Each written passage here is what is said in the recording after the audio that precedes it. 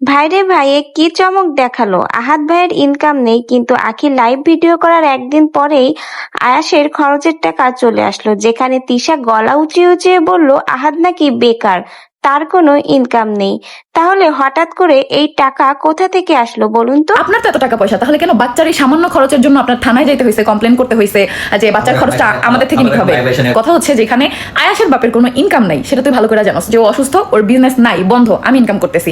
তোর যদি আমার থেকে খরচ নিতে হয় তো লাইভে এসে বলতে হবে যে হ্যাঁ তিশা, আমি তোর থেকে আয়াসের খরচ চাই, আমার কাছে চাইতে হবে। কারণ তুই ভালো করে জানোস আহাদের এখন ইনকাম নাই। তুই যা কোর্টে যা মামলা দে, কোর্ট থেকে দেখুক ওর এখন আর্নিং সোর্স আছে কিনা, ও সুস্থ কিনা।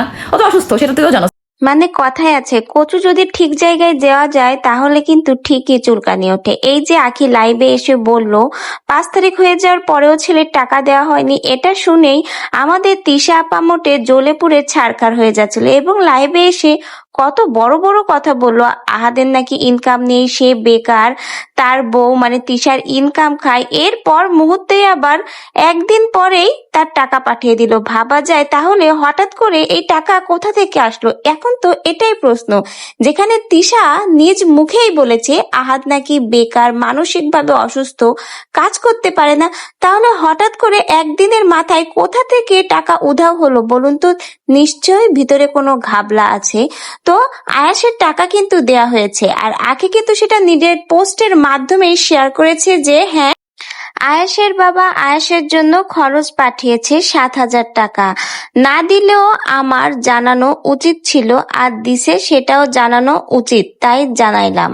তো ভিউয়ার্স, আখি কিন্তু কথাটা ঠিকই বলেছে, কারণ আখি এই কথাটা গোপনেও রাখতে পারত যে আয়েশের বাবা টাকা দিয়েছে কি দেয়নি সেটা কিন্তু সে ভিডিও বা পোস্টের মাধ্যমে শেয়ার নাও করতে পারতো। কিন্তু কিছু মানুষের মনে কিন্তু কোনো ঘাবলা থাকে না, যেমন আমাদের আহাদ আর তিশার মনের ভিতরে কিন্তু ঘাবলা ভরা, মানে কালো কুৎসিত নর্দমায় ভরা। এজন্য কোনো বিষয়কে তারা সহজভাবে নেয় না। কিন্তু আখি দেখুন, সে কিন্তু সহজ সরল ভাবে পোস্টের মাধ্যমে কিন্তু শেয়ার করে দিয়েছে যে হ্যাঁ, আয়েশের বাবা আয়েশের টাকাটা দিয়েছে। তাহলে বুঝুন কাদের চুলকানি বেশি, আখির চুলকানি বেশি না আমাদের তিশা আর আহাদ ভাইয়ের চুলকানি বেশি? মানে সামান্য টাকা নিয়ে এরা লাইভে এসে কি তর্কাতর্কি, পুরনো আমলের কাহিনী সব একদম উগলিয়ে দিয়েছে। যে বিষয়টা খুব সহজভাবে সমাধান করা যেত সে বিষয়টা নিয়ে এরা এমন ভাবে জল ঘোলা করেছে, কি আর বলবো রে ভাই।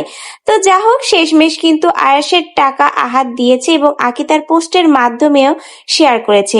আর এটা আমাদের আয়াসের অধিকার, কারণ সন্তানের খরচ তার বাবা বহন করবে। কেন আয়াস তার অধিকার থেকে বঞ্চিত হবে? যেখানে আহাদ তার মেয়ে আলিশার খরচ বহন করতে পারছে, সেখানে কেন আয়াসের খরচ বহন করতে পারবে না?